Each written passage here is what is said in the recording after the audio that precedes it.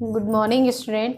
आज हम सब पढ़ेंगे अनुवाद कार्यम, अर्थात आपको हिंदी में सेंटेंस दिया जाएगा और आप उसको कारक और धातु रूप का प्रयोग करके आप उसको संस्कृत में कन्वर्ट करेंगे। ठीक है, संस्कृत में अपनी 6th क्लास से ही पढ़ते हुए आप लोग आए हैं कि कैसे यह का प्रयोग किया जाता है, कैसे वह का प्रयोग किया जाता है, तुम मतलब त्वम होता है। ठीक है, तो आज हम उन्हीं सब चीज़ों के बारे में पढ़ेंगे, यानी कि आपको उस हिंदी में वाक्य दिया जाएगा, उसे आपको संस्कृत में कन्वर्ट करना रहेगा।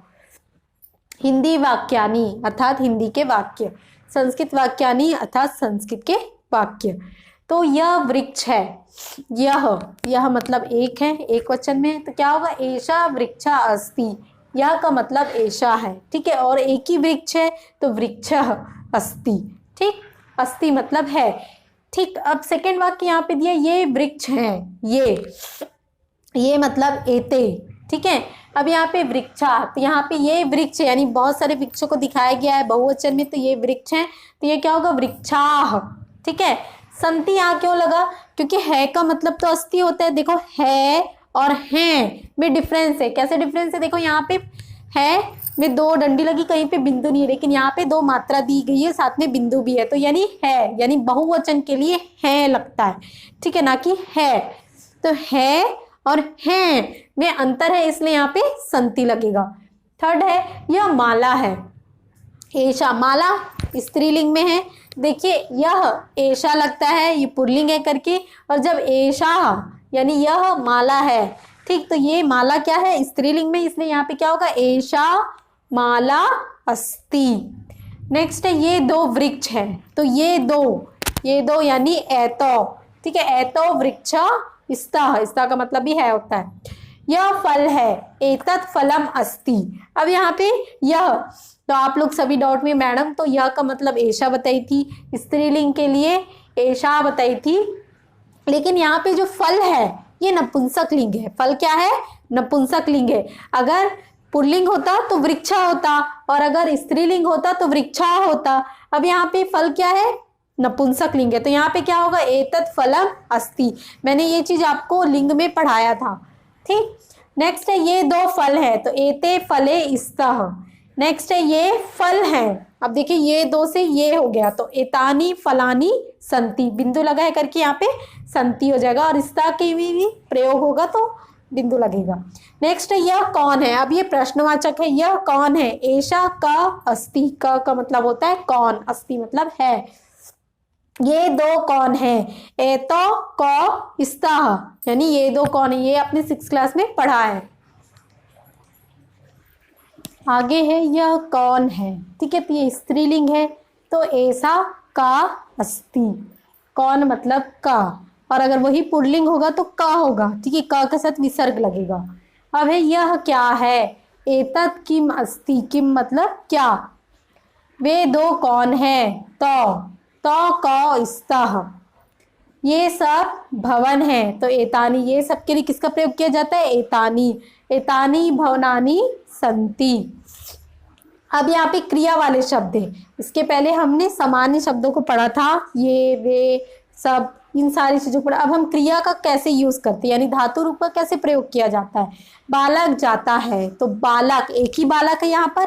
ठीक है, तो बाला गच्छति। ठीक है, तीता अंति सीता ता मी वा मा, तो यहाँ पे क्या है, गच्छति, यानी फर्स्ट एक वचन है, तो इसलिए गच्छति होगा, प्रथम पुरुष। हिरण दौड़ता है, हिरण भी एक ही है, तो मृगा धावती। ठीक, धावती मतलब दौड़ना, धावता मतलब दौड़ना होता है। पत्ता गिरता है, तो गिरता का क्या होगा, पतत, तो यहाँ पे एक वचन में है, तो पत्रम पतती। ठीक है, बालक जाते हैं, अब यहाँ पे बालक जाते हैं, तो क्या है, एक से अधिक संख्या बताई जा रही है, बालक जाते हैं, तो यहाँ पे क्या होगा, बहुवचन होगा, जाते हैं। बाला गच्छन्ति, ती ता अंति, यानी अंति आया तो ये क्या होगा, गच्छन्ति, बहुवचन में है, तो बाला गच्छन्ति। नेक्स्ट है, पत्ते गिरते हैं, हमने इसी एग्जाम्पल को फिर से लिया ताकि आप लोगों का कंफ्यूजन क्लियर हो जाए। पत्ते गिरते हैं, ये था आपका एक वचन में, ये है बहुवचन में, तो पत्राणि पतंती। मैं पढ़ता हूँ, अहम पठामी, आमी आवा आमा वाला था, तो मैं पढ़ता हूँ। तुम सब लिखते हो, तुम सब का मतलब पहले ही बताया था यूयम होता है, हम सब का मतलब वयम होता है, तुम का मतलब तुम होता है।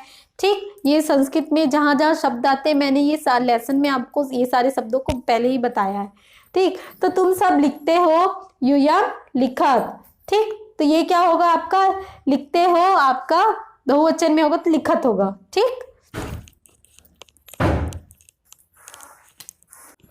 आगे वह पाठ पढ़ता है तो क्या होगा, वह का स पाठम पठती। ठीक, एक वचन में है। ठीक, रमा गीत गाती है, रमा गीतम गायती। वृक्ष से फल गिरता है, अब ये से है, वृक्ष से अलग हो रहा है, तो अलग होने के लिए मैंने क्या बताया था, अपादान कारक। तो क्या होगा, वृक्षात फलम पतति, वृक्ष से फल गिरता है। घोड़े से देव गिरता है, अब घोड़े से, तो ये भी क्या है, घोड़े से अलग हो रहा है, तो अस्वाद देवा पतति। बेल से फूल गिरता है, ये भी अलग हो रहा है, तो लताया पुष्पा पतति। यह तेरा घर है, तो इदम तव गृहम अस्ति, तो यानी तुम्हारा, तेरा। ठीक है, वृक्ष पर, अब यहाँ पे देखिए यह का प्रयोग मैंने क्या बताया था, यह के लिए ऐशा का बताया था ना, स्त्रीलिंग और पुल्लिंग के लिए, लेकिन यहाँ पे दो लोगों की बात हो रही है आपस में, तो इसलिए यहाँ क्या लगेगा, इदम लगेगा। इदम का मतलब भी यह होता है, लेकिन दो लोगों के बारे में जब बात किया जाता है तब वहां पे लगता है, एक सामान्य के लिए किया जाता है, मतलब एक पुरुष के लिए या एक स्त्री के लिए किया जाता है, तो ऐसा या एश। वृक्ष पर पक्षी चहचहाते हैं, तो क्या होगा, वृक्षे खगा कूजंती। हंसो मत, अलम हसीतेन, क्या होगा, हंसो मत, अलम मतलब होता है नहीं, मत, हंस, और हंसो का हसीतेन। गुरु को नमस्कार, गुरुवे नमः।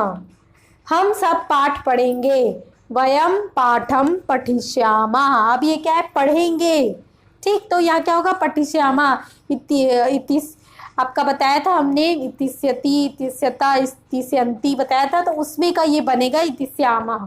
ठीक है, तो यानी पठिष्यामः। उसके बाद है तुम सत्य बोलो, त्वम सत्यम वद, वद का मतलब होता है बोलना, वदती, वदता, वदंती मैंने पहले ही बताया था, वद का मतलब होता है बोलना, धातु रूप में मैंने इसे बताया था। वे सब खेलते हैं, वे सब मतलब ते, ते खेलंती, बहुवचन में है तो ते खेल। अब है हम सब खाना खाते हैं, तो हम सब यानी मैंने पहले ही बताया था, वह हम सब मतलब वयम, वयम भोजनम खादामः। ठीक है, खाद का मतलब होता है खाना, तो वे सब नहीं जाएंगे, तेना गमिष्यन्ति, जाएंगे। ठीक है, बहुवचन में तो गमिष्यन्ति। कल वर्षा होगी, कल यानी स्व वर्षा भविष्यति, होगी कंफर्म नहीं है, भविष्यति भविष्य की बात है ये।